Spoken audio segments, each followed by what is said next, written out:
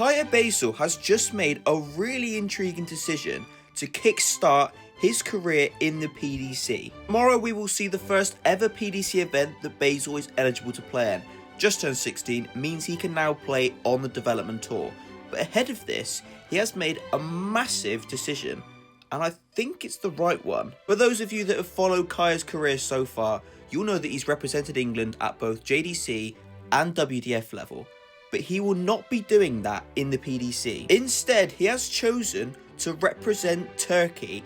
Now this has lots of implications, because it opens up a lot of doors that he would not have if he had stayed English.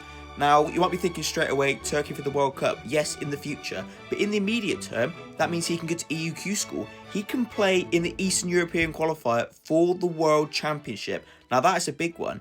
He can also play in the European Tour qualifiers for the rest of this year in Eastern Europe, if he opts to go for them. I don't know whether he's going to do that because it's quite a long trip.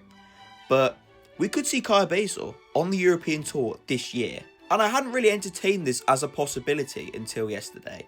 But I think it makes so much sense for the reasons I've said already. Being English doesn't really get you that many opportunities. There's a UK and Ireland Tour Card Holder qualifier, but Eastern European one is probably an easier route. Much like EUQ school is seen as easier to qualify for a tour card, more opportunities, lower standard. But yeah, I think this is quite an interesting decision, and I think it's quite exciting for him.